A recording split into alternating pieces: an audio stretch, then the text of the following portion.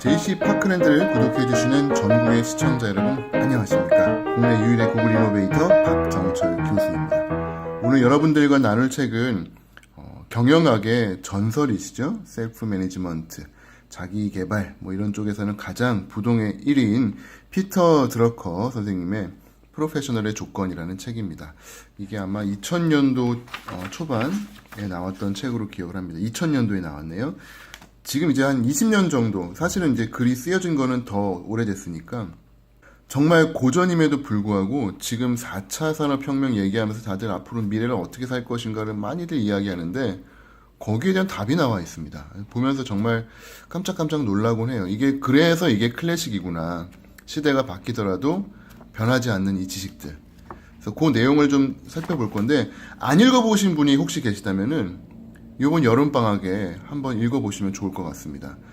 아마 지식 노동자, 특히 이제 저희와 같이 논문을 쓰거나 강의를 하거나 또한 이러한 구글 툴을 이용을 해가지고 교육에 쓰거나 이러한 지식 노동자라고 하시면은 지식 노동자의 어떤 롤 모델이세요. 피터 드러커 선생님. 그분의 삶과 특히 6장인가 7장에 6장이네요. 인생을 바꾼 7가지 지적 경험이라는 게 나오는데 여기가 정말 하이라이트입니다. 그래서 그 책을 좀 보셨으면은 아마 인생의 방향을 잡는 데 큰 도움이 될 거라고 생각을 합니다.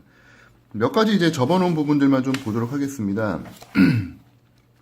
피터 드러커 선생님이 워낙 다양한 삶의 커리어를 갖고 계세요. 저도 앞으로 미래 사회에는 그런 다양한 커리어를 가진 사람들이 성공할 거라고 생각을 하는데 오스트리아 출신입니다. 프랑크푸르트 대학에서 법학 박사학위를 받으시면서 동시에 회사에서 견습공을 하셨었고요. 영국에서는 애널리스트를 하셨고 미국에서는 이제 대학으로 가서 여러 가지 기업들의 컨설팅을 하고 대학 교수로 경영대학원에서 경영학과 사회과학을 가르치셨죠. 정말 삶의 직업의 변화가 끊임없이 있었던 분이고 실제로 계속 강조하는 게 4에서 5년에 하나씩 테마를 잡고 공부하는, 그리고 그거에 대해서 책을 쓸 정도로 지식을 구축하는 아주 빠른 learn to learn 스킬을 갖고 계신 분이십니다. 이분이 이제 소크라테스와 프로타고라스에 대한 이야기를 간단하게 언급을 합니다. 소크라테스는 자기 자신을 아는 게 이제 중요한 지식이다라고 했는데, 이 프로타고라스야말로 무엇을 말해야 되고 그것을 어떻게 말해야 되는지, 이게 나중에 논리학이나 어떤 수사학으로 발전을 하게 되는데 이게 진정한 지식과 교양이다라고 이야기를 하고, 피터 드러커 선생님도 이 부분보다는 오히려 이 부분에 더 공감을 하시는 것 같습니다. 실제 저희가 알고 있는 테크닉 내지는 스킬, 그리스어로 이제 장인 기술자라고 하는 테크네, 이러한 것들이 앞으로 미래 사회에서 주요한 직업으로 될 것인데, 이러한 게 예전에는 도제 방법으로 배워야 되니까 1700년도까지 영국에서는 어떤 기술을 크래프트라고 하지 않고 미스터리라고 했대요.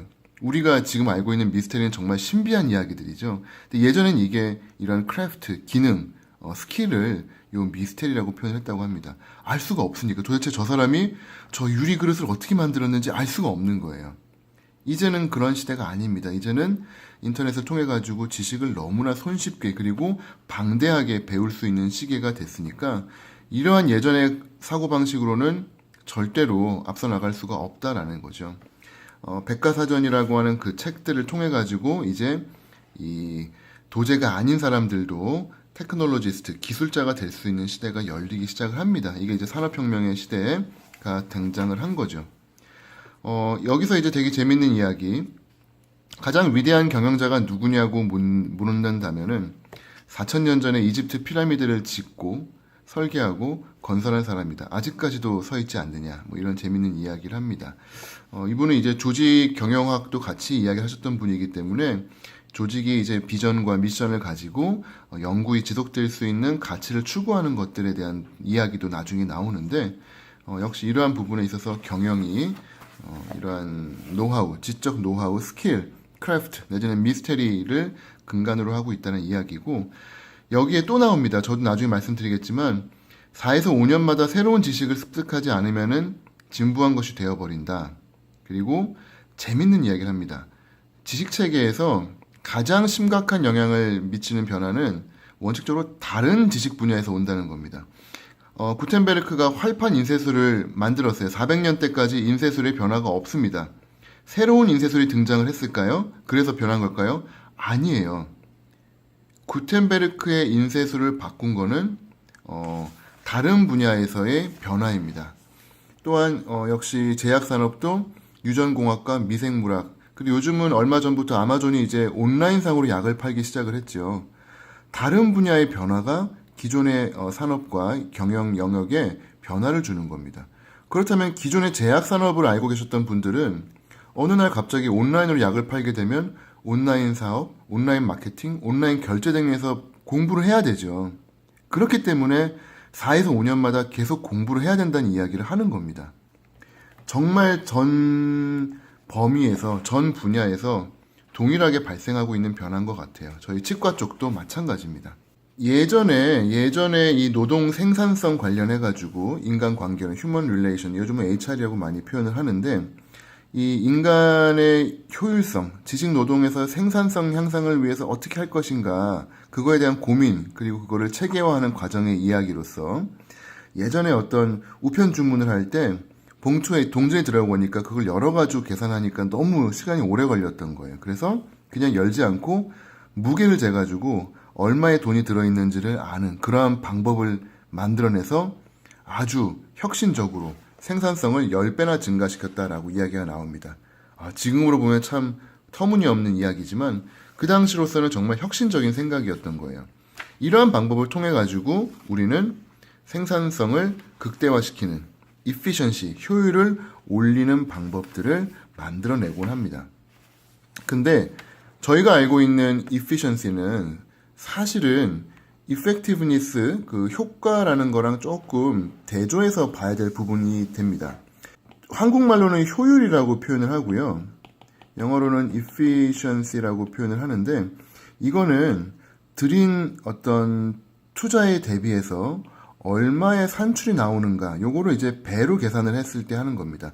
폭탄의 예를 들자면은, 1kg짜리의 폭탄이 있었는데, 한 10kg, 내지 100kg 정도의 힘을 내면서 파괴를 했다. 그럼 얘는 100배의 효율을 가진 거죠. 무게는 1kg인데, 폭발력은 100kg예요. 1000배가 있으면 1000배의 효율을 갖고 있는 거죠. 그쵸? 자, 요거에 이제 대응해가지고 봐야 되는 부분은 한국말로는 저는 이거를 효과라고 이해를 하고 있었어요. effectiveness. 이거는 뭐냐면은 임팩트라고도 어떤 의미에서는 이해할 수도 있겠는데 폭탄 하나, 그러니까 무게가 중요한 게 아닙니다. 하나를 떨어뜨렸을 때 얼마만큼의 파급력을 반지름으로 계산했을 때 가지느냐, 1km까지 영향을 갖느냐, 10km까지 영향을 갖느냐. 무게는 중요하지 않습니다. 이게 얼마만큼의 효과를 갖느냐. 얘는 효과죠. 효율과는 관계가 없습니다. 엄청 큰 폭탄이 들어갈 수도 있고 수십 개의 폭탄이 들어갈 수도 있어요. 어쨌건 얼마나 많은 범위에 영향을 주느냐는 효과입니다. 반면에 단 한 개의 폭탄을 떨어뜨렸을 때 걔가 얼마의 힘을 갖는가. 그거는 효율이죠. 이게 제가 이해했던 효율과 효과의 개념이었는데 피터 드러커 선생님은 좀 다르게 보신 것 같아요. efficiency는 능률이라고 표현을 했습니다. 요거는 마찬가지, 저희랑 이해를 하는 거예요. 주어진 일을 올바르게 할 수 있는 능력, ability to do things right. 이거는 이제 효율입니다. 시킨 대로, 매뉴얼대로 잘하는 거예요. efficiency는 effectiveness에 대한 고려는 별로 중요하지가 않습니다. 근데 이 effectiveness를 효과가 아니라 목표 달성 능력으로 이해를 하셨던 것 같아요. 무슨 말이냐 하면은 목표 달성 능력이라고 하는 거는 어떤 지식 근로자가 갖고 있는 기본적인 능력의 지능 그리고 상상력, 물론 이 지식은 기본 요소입니다. 거기에 여러 가지 연결시키는 연결성을 통해 가지고 엄청난 작업, 엄청난 업적을 이뤄낸다는 거죠. 그걸 effective, 목표 달성 능력이라고 표현을 했습니다. 이 목표 달성 능력을 예를 들면은 의사, 어떤 선생님, 바이올리니스트가 있습니다. 어떤 사람들은 평범하게 삶을 마감하기도 하고요. 그 누군가는 책을 쓰기도 하고, EBS의 강사가 되기도 하고, 멋진 연주회를 들어가고, 전 세계적인 악단에 들어가기도 하죠. 이러한 사람들은 목표 달성 능력에 차이가 있다는 겁니다. 임팩트가 작죠. 작은 학교, 조금 더 큰 학교, 전 세계적인 방송, 뭐 내가 근무하는 병원, 그 다음에 큰 종합병원, 아니면 전 세계 의사를 가르치는 의사. 점점 임팩트가 커집니다. 그쵸? 이걸 바로 목표 달성 능력이라고 표현을 했고요. 거기에서 핵심은 실행 능력이라고 표현을 했어요. 즉, 실행 능력이 있어야만 아무리 지능, 근면성, 상상력이 뛰어나 목표 달성 능력이 좋더라도 실행 능력이 없으면은 아무 의미가 없다라고 이야기를 합니다. 즉, 이러한 성과, 지식 노동자로서 만들어낼 수 있는 성과가 이 실행 능력과 붙게 되면은 큰 영향, 임팩트를 줄 수 있다는 거죠. 그래서 목표 달성 능력은 사실은 가장 좋은 예가 저는 유튜브라고 생각을 해요. 제가 공부한 거를 100명의 학생한테 가르쳐 주면은 끝입니다. 그 다음 해에 또 100명, 그 다음 해에 또 100명. 10년을 해도 1000명밖에 안 되죠. 근데 유튜브와 같은 경우는 클릭하는, 인터넷이 연결되는 전 세계의 모든 곳에 가능하고요. 거기에 추가적으로 영어 자막과 영어 더빙이 들어가게 되면 더 많은 사람을 상대로 하게 됩니다. 그렇죠? 그러한 거를 실행하기 위해선 영어 번역도 해야 되고 촬영도 해야 되고 재밌게 편집도 해야 됩니다. 그렇죠? 그래서 이런 임팩트, 내가 갖고 있는 지식을 더 많은 사람에게 더 많은 영향을 주기 위해서는 이런 목표 달성 능력이 필요하다라는 이야기를 하고 있습니다. 나는 그런 게 너무 힘들 것 같아. 나는 추진력이 없어. 라고 생각하시는 분들한테 희망을 또 주고 계세요. 일단은 반복적인 실행을 통해 가지고 가능하다라고 합니다. 어렸을 적에 피아노를 잘 치진 못하셨나 봐요, 피터 선생님이. 그래서 선생님께서 언짢은 기색으로 이런 얘기를 했답니다. 야라고 하진 않았겠죠. 이봐, 젊은이. 자네는 아무리 해도 정말 멋진 사람처럼 연주는 못할 거야. 하지만 그가 연주하는 방식으로 악보를 보면서 음계를 연주할 수는 있겠지. 그러니까 즉 흉내는 낼 수 있을 거야 라고 합니다. 심지어 위대한 피아니스트들조차도 악보를 보고 연습하지 않았다면, 그리고 그것을 계속 연습하지 않았다면 모차르트를 지금처럼 연주하지 못했을 것이다. 즉 어떤 사람이라도 대가가 되기 위해서는 끊임없는 반복 실행이 필요하다라는 희망적인 메시지를 주고 계십니다. 이 앞부분까지는 이제 어떤 지식의 발전 상황, 그 다음에 개인으로서 지식 노동자가 가야 될 길에 대해서 이야기를 했고요. 그 다음에 뒷부분에 나오는 부분들이 조금 더 감동적인, 중간 부분은 좀 감동적인 내용들입니다. 저희가 대개 지식 노동자로서 자기의 입신양명 내지는 뭐 약간의 인펙티브니스를 추구를 하게 되죠. 하지만 더 많은 성과를 올린 사람들은 공헌에다가 초점을 맞춘다라고 이야기를 합니다. 내가 하는 일보다 더 높은 곳을 지향하고 더 넓은 외부 세계로 눈을 돌린다는 거죠. 내가 속해 있는 조직에서 만든 일을 외부 세계로 가져갔을 때 어떻게 더 많은 영향을 줄 것인가. 안타깝게도 많은 사람들은 자기의 능력에 비해서 낮은 수준의 초점을 맞추고 있습니다. 그리고 내가 누릴 수 있는 권리들만 찾게 되죠. 그렇기 때문에 그들은 목표 달성 능력, 이펙티브 면에서 떨어지는 겁니다. 하지만 이러한 공헌 그러한 부분들, 외부 세계로의 눈을 돌리는 이런 얘기들을 하게 되면 어떠한 직급일지라도 탑 매니지먼트, 최고의 비전을 갖고 살 수 있다라고 이야기를 하고 계세요. 이 출판국장의 이야기도 상당히 감동 깊게 봤던 부분이고요. 어떻게 공헌할 수 있을까에 대해서 세 가지 답변을 주시고 계십니다. 첫 번째는 성과를 올릴 때 직접적인 결과를 산출하는 방법과, 두 번째는 가치를 새롭게 창출하는 방법, 세 번째는 이제 후대를 양성하는 거죠. 인재 육성입니다. 이 직접적인 결과는 그 조직이 살아남기에 있어서 가장 중요한 거기 때문에 칼로리와 같다라고 설명을 해요. 저는 이제 대학병원에 속해 있습니다. 여기서 환자를 보고 진료 수익을 벌어서 직접적인 결과를 산출하는 것은 칼로리와 같은 거죠. 이게 안 되면 병원의 존폐가 문제가 될 정도이기 때문에 칼로리는 핵심적입니다. 하지만 거기에서 새로운 가치를 창출하고 새로운 연구를 진행해서 논문을 쓰고 책을 쓰고 외부 활동을 통해서 강의를 하고 병원을 알리는 일들은 이러한 비타민과 같은 존재인 거죠. 소량입니다만 없으면 죽을 수 있는 그러한 부분이기 때문에 비타민입니다. 이 두 가지 외에 세 번째, 인재 육성. 지식 노동자로서 반드시 그 후계자 양성과 더 나은 인재를 만드는 것이 사회에 공헌할 수 있는 부분이다라는 이야기가 되겠습니다. 자, 요 챕터 6은 제가 정말로 재밌게 감동적으로 읽었던 챕터고요. 여러분들도 꼭 피터 드러커체 선생님의 이 책을 보실 때에는 이 6장을 좀 주목해 주셨으면 좋겠어요. 선생님의 인생을 바꾼 7가지 지적 경험 이야기입니다. 제목만 볼게요. 첫 번째, 정말로 다양한 직업을 가지셨었습니다. 거기서 이제 많은 걸 배웠었는데, 목표와 비전을 가져라라고 이야기를 하세요. 지식 노동자로서 그냥 열심히 일하는 게 전부다라고 생각할 수 있는데, 오페라 베르디 작곡가의 베르디 오페라를 보고 뭔가 큰 감동을 받으셨던 것 같습니다.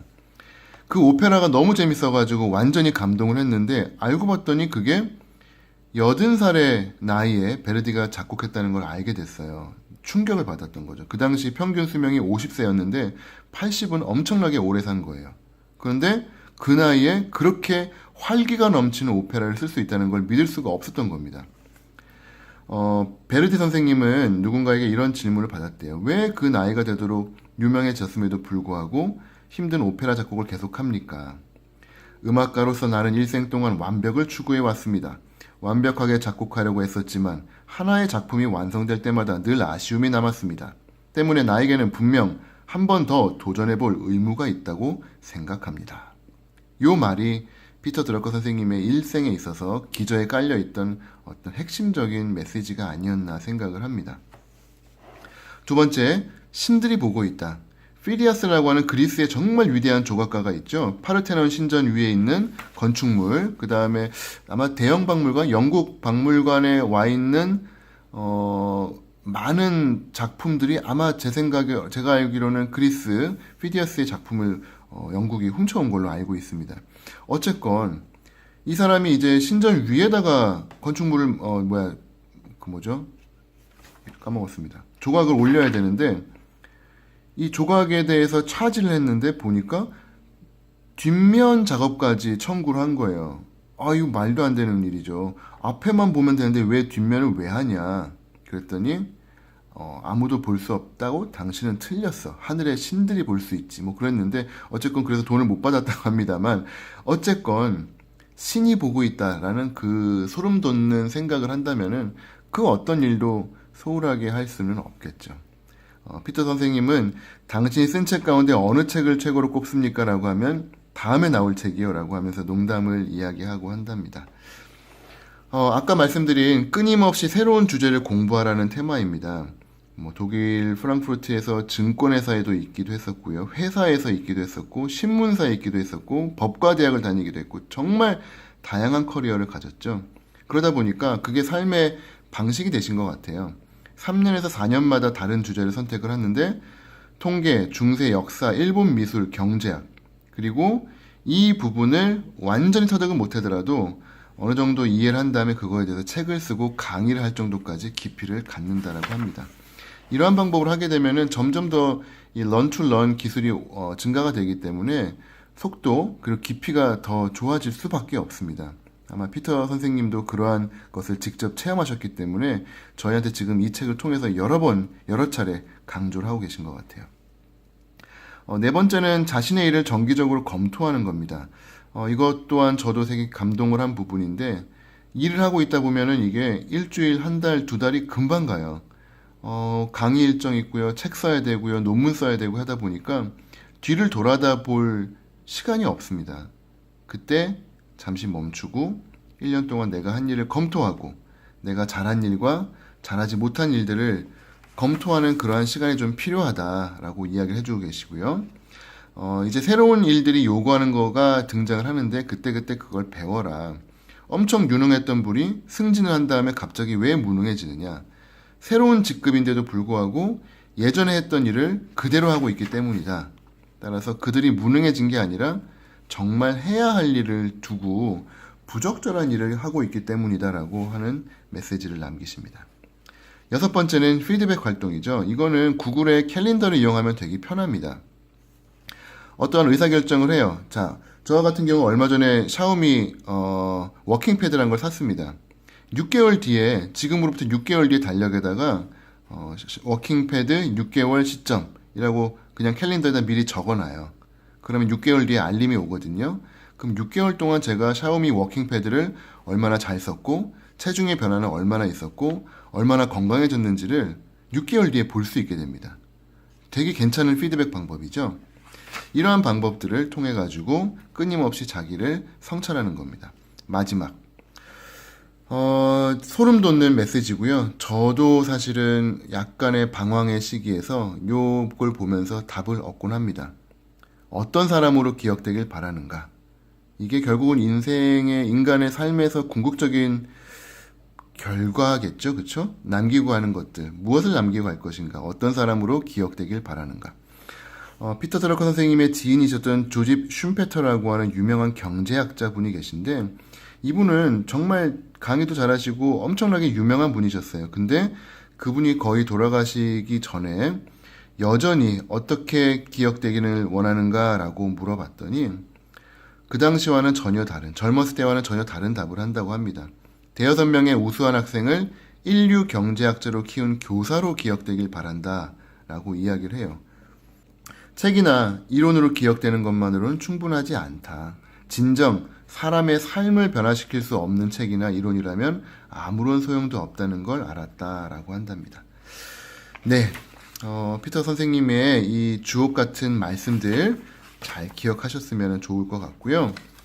그 뒤에 이제 3부 자기관리 편 그리고 4부 기초 지식 편은 조직의 상황 그리고 하고 계시는 업무에 따라서 조금 다릅니다. 그래서 이 부분들은 각자 책을 구입하셔가지고 꼭 좀 읽어보셨으면 좋겠고요. 선별적으로 보시면 될 것 같아요. 해당 사항이 없는 부분들은 건너뛰셔도 될 것 같은 부분들입니다. 맨 마지막에 이제 몇 가지 중요한 이야기들이 나옵니다. 지식 근로자들은 이제 고용기간보다 더 오래 살 거라고 해요. 무슨 얘기냐 하면 어떤 회사에 남습니다. 그러면 성공적인 기업의 평균 기대 수명이 30년이 안 돼요. 근데 우리는 70세, 80세, 90세까지 살거든요. 그러니까 어떤 고용기간보다 더 오래 살 것이기 때문에 결국은 하나 이상의 직업을 가질 수밖에 없다는 거죠. 그래서 특별한 사람이 아닐지라도 보통 사람마저도 자기 자신을 관리하는 방법, 즉 저는 요거를 learn to learn 스킬이라고 이해를 했습니다. 계속 새로운 것을 잘 배우는 방법을 저희가 앞으로 평생 오래오래 살 수 있기 위해서는 가져야 될 능력이 아닌가 그렇게 생각을 해요.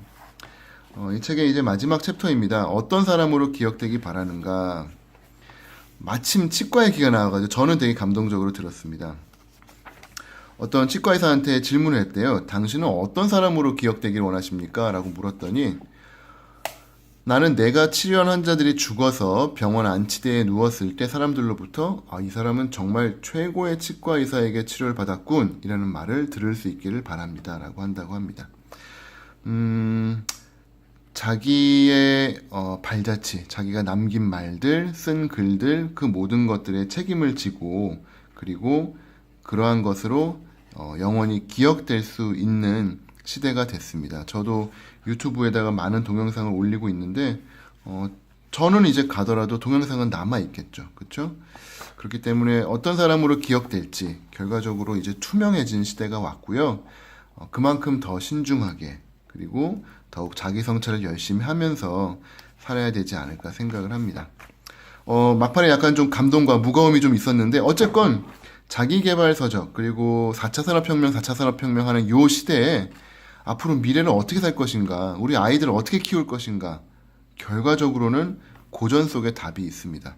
프로페셔널의 조건, 올 여름에 지금 폭염인데요. 그 시기에 한번 읽기에 딱 좋은 책 같아서 소개해드렸습니다. 저는 국내 유일의 구글 이노베이터 JC 파크랜드 박정철 교수였습니다. 감사합니다.